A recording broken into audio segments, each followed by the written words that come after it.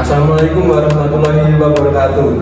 Waalaikumsalam warahmatullahi wabarakatuh. Halo teman-teman, balik lagi di podcast EduTalk, podcast edukatif tempat berbagi cerita dan inspirasi mengenai pendidikan. Di episode kali ini kita akan membahas topik yang sangat penting dan relevan, yaitu akselerasi inovasi pendidikan di perguruan tinggi. Di samping saya telah hadir beliau seorang narasumber yang luar biasa, Bu Dr. Isatul Mufarokah SAG. Beri tepuk tangan semuanya. Nah, langsung saja teman-teman, yuk kita simak pembahasan hari ini mengenai akselerasi inovasi pendidikan di perguruan tinggi. Nah, untuk segmen pertama, saya akan mengundang seorang pewawancara yang sangat manis tentunya, yaitu Kak Fevi. Sebelum kita masuk ke pembahasan pertama, izinkan saya sedikit menjelaskan mengenai inovasi pendidikan sendiri. Nah, inovasi pendidikan sendiri yakni proses pengembangan ide-ide baru dalam pembelajaran, pengelolaan kelas, hingga sistem pendidikan secara keseluruhan. Di sini saya ingin sedikit bertanya kepada Ibu, bagaimana sih inovasi pendidikan di perguruan tinggi Indonesia ini? Inovasi pendidikan memang sudah suatu keharusan ya, kalau melihat keberadaan pendidikan kita berkaitan dengan inovasi yang ada di perguruan tinggi. Setiap perguruan tinggi selalu ingin menjadi perguruan tinggi yang berkualitas, yang baik. Itu dengan melihat keadaan latar belakang atau perkembangan, tentu perguruan tinggi ini melakukan inovasi pendidikannya. Dan saat ini memang gencar-gencarnya setiap perguruan tinggi punya daya saing dengan cara salah satunya adalah melakukan inovasi. Nah, bagaimana caranya ya, atau mungkin bentuk yang telah dilakukan banyak sekali. Terutama kan inovasi pendidikan ini kan tidak hanya sekedar inovasi berupa manfaatkan teknologi yang canggih, itu tidak. Inovasi ini bisa mulai dari hal yang mendasar. Secara umum di dalam perguruan tinggi, model pembelajaran yang sering masalah, kemudian berbasis proyek ya. Jadi di sini harapannya mahasiswa sebagai agen objek ini bisa tidak hanya sekedar belajar, tapi juga nanti bisa menyelesaikan masalah. Maka pembelajaran dalam perguruan itu harus dilatih untuk ini bisa mencari masalah dengan misalnya problem-based learning ya, project. Nah, ini dalam rangka bisa membekali anak untuk bisa melakukan suatu kegiatan secara langsung berdasarkan materi atau tema kuliah tersebut. Ibu, terima kasih atas jawaban yang sangat luar biasa ini. Nanti akan disambung dengan Kak Hayu, waktu dan tempat dipersilakan.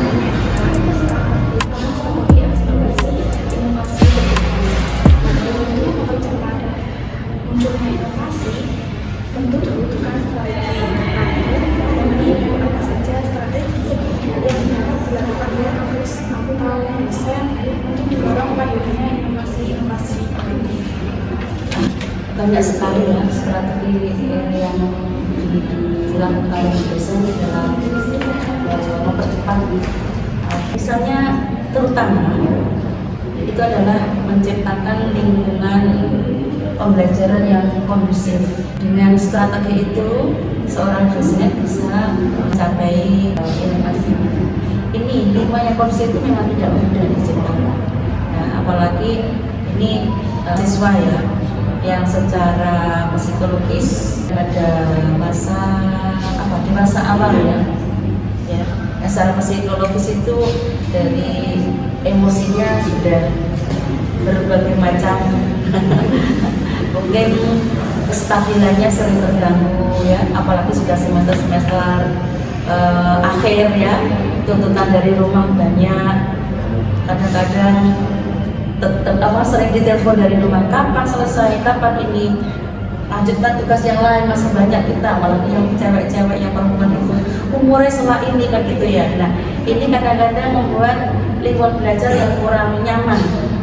Bahkan biasanya dengan berupaya semaksimal mungkin kadang-kadang masih banyak yang melapor masih ini. Nah, jadi menciptakan suasana belajar yang mendukung ya, seperti itu, harus membangun situasi yang menyenangkan. Selain itu juga memberikan tantangan-tantangan akademis yang bagus, misalnya seperti ini. Ini belajar tidak hanya sekedar dalam kelas. Ini merupakan tantangan baru bagi mahasiswa mencari pengalaman baru melalui kegiatan-kegiatan yang menantang. Oke, baik. Melanjutkan wawancara yaitu Kak Yuni. Terima kasih.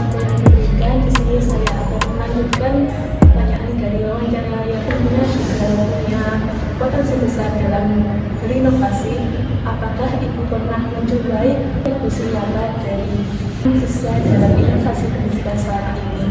Ya, sekali ya.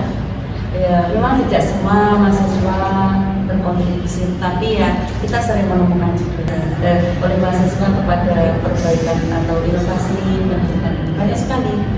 Misalnya keaktifan mahasiswa dalam kajian-kajian ilmiah, seperti itu juga termasuk ya. Mahasiswa mandiri atau menyelenggarakan kegiatan-kegiatan ilmiah yang nanti bisa mendukung pemahaman konsep dan keterampilannya, terutama untuk mendukung terutamanya keterampilan life skill ini ya, keterampilan hidupnya ini.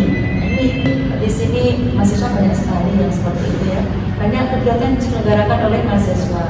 Nah, jadi ide-ide kreatif dari mahasiswa, bahkan metode belajar yang kreatif juga banyak.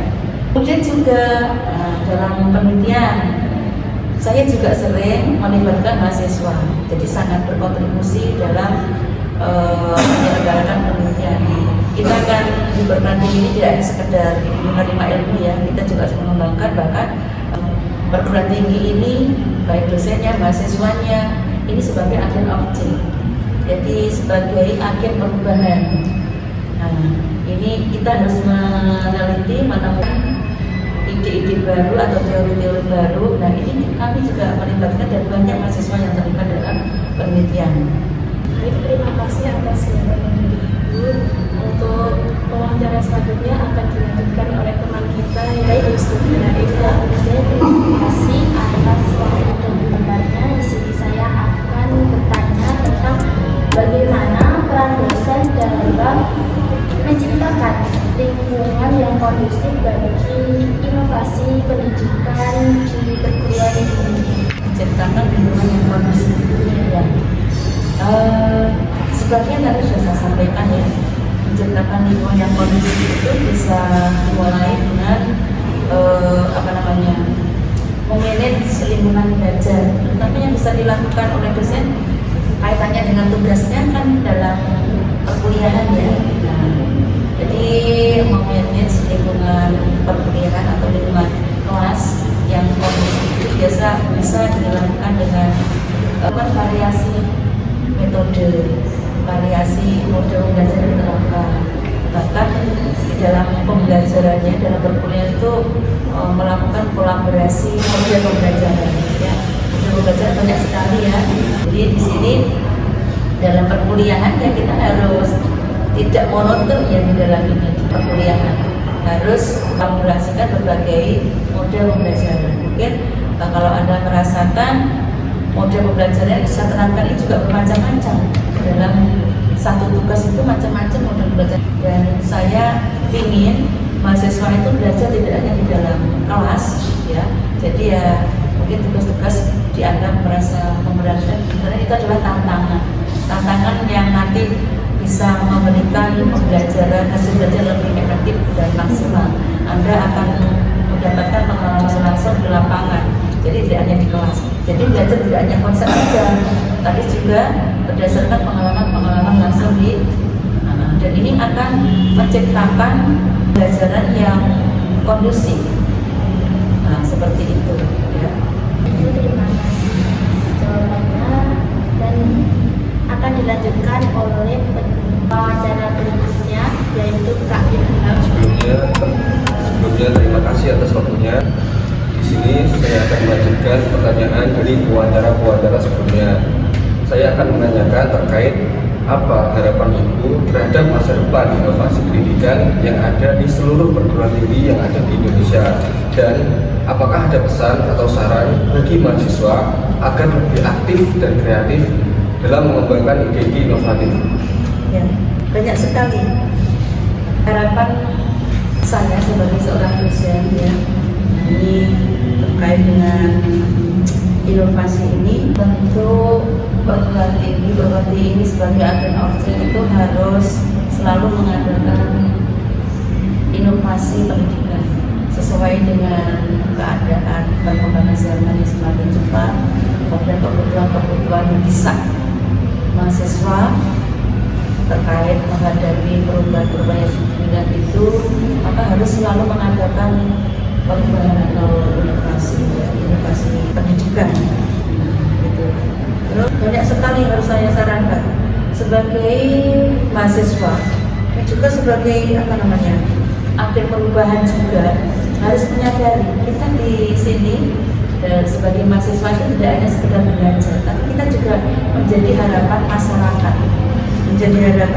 bahkan sebagai tempat akhir untuk mencari solusi dari berbagai masalah yang ada di masyarakat.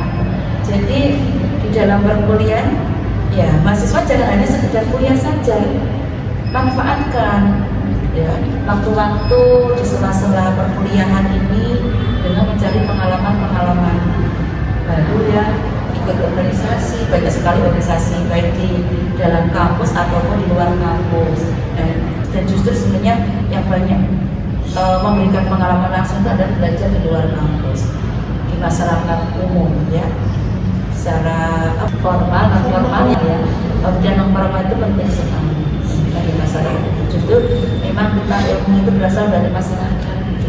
Baik, terima kasih. Wah, menarik sekali ya teman-teman pembahasan kita pada hari ini. Banyak ilmu dan wawasan baru yang telah disampaikan Ibu Anissa.